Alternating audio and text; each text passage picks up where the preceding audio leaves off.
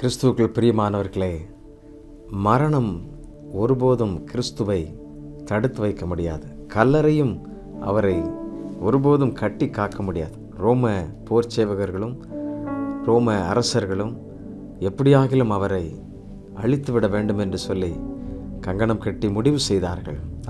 ரோமர் 6ஆம் அதிகாரம் 9ஆம் வசனம் இப்படி சொல்லுகிறது: மரித்தோர் எழுந்த கிறிஸ்து இனி மரிப்பதில்லை, மரணம் இனி அவரை ஆண்டு கொள்வதில்லை. மரித்தோர் எழுந்த கிறிஸ்து இனி ஆமேன் மரிப்பதில்லை, மரணம் அவரை ஆண்டு கொள்வதில்லை. ஆமேன். அவருடைய அன்பு எவ்வளவு பெரியது பாருங்கள். அவருடைய வல்லமையான செயல்கள் எவ்வளவு மேன்மையானது. அதை எண்ணி நாம் ஆண்டவருக்கு நன்றி செலுத்தி அவரை துதித்து பாடுவோமா? அதை உணர்ந்தவாறு வாழ்வோம். நம்முடைய இதயங்களும் எண்ணமும் அவரையே உயர்த்தட்டும், அவரையே மகிமைப்படுத்தட்டும். சிலுவை நாதர் இயேசுவின் பேரொளி வீசிடும் தூய கண்கள். மரணம் அவர்களை ஆட்கொள்வதில்லை. ஆமென். Thank you, Holy Spirit.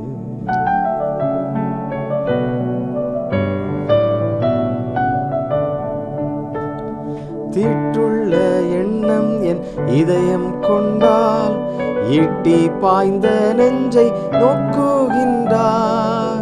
தீட்டுள்ள எண்ணம் என் இதயம் கொண்டால் ஈட்டி பாய்ந்த நெஞ்சை நோக்குகின்றார்.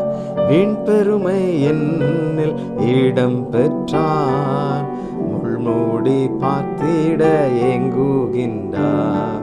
வீண் பெருமை என்னில் இடம் பெற்றால் முள்மூடி பார்த்திட ஏங்குகின்றார்.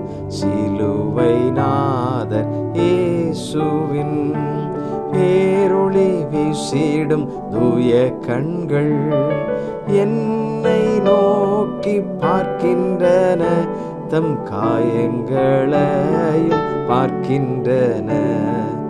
என்னை நோக்கி பார்க்கின்றன, தம் காயங்களையும் பார்க்கின்றன. சிலுவை நாதர் இயேசுவின். மரணம் இயேசுவை ஒருபோதும் தடுக்க முடியாது. நம்முடைய வாழ்விலும் மரணம் முடிவல்ல, அது நித்திய வாழ்வின் துவக்கம். அவருடைய சொந்த வீட்டின், நிரந்தரமான வீட்டின் ஒரு துவக்கம். நம்புகிறீர்களா? விசுவாசிக்கிறீர்களா? ஆம், வெற்றியாய் வாழ்வோம், நம்பிக்கையாய் இருப்போம். ஆமென். கல்லறையும் அவரை கட்டி காக்க முடியாது, மரணமும் அவரை தடுத்து நிறுத்த முடியாது. அவரை சர்வ வல்லவர்.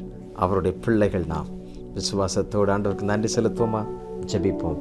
அன்புள்ள இயேசு சுவாமி, ஆண்டவரே, மரணம் உம்மை தடுத்து நிறுத்த முடியாது, கல்லறையும் கட்டி காக்க முடியாது. ஆமென். நீர் ஆண்டு கொள்வதில்லை என்று சொல்லப்பட்டிருக்கிறதப்பா. மரணம் இனி உம்மை ஆண்டு கொள்வதில்லை. தேவரீர், நீர் சகலத்தையும் செய்கிறவர். ஆமென். உம்முடைய நித்திய வீட்டிற்கு நாங்கள் எப்பொழுதும் ஆயத்தமுள்ளவர்களாய், ஆண்டவரே, தீட்டான இதயத்தோடு வாழாமல் வெற்றியான இதயத்தோடு வாழ்ந்து உம்மை மகிமைப்படுத்த உதவி செய்யும். எங்கள் ஒவ்வொருவரையும் நீர் பாதுகாத்து கொள்ளும், பலப்படுத்தும், பரிசுத்தப்படுத்தும். சர்வ வல்லவரை சரியாய் நடத்தும். சகலவற்றையும் உடைய கரத்தில் தருகிறோம். ஆசீர்வதித்தருளும். இயேசுவின் நாமத்திலே ஜெபிக்கிறோம். ஜெபங்கேளும் நல்ல பிதாவே. ஆமென், ஆமென்.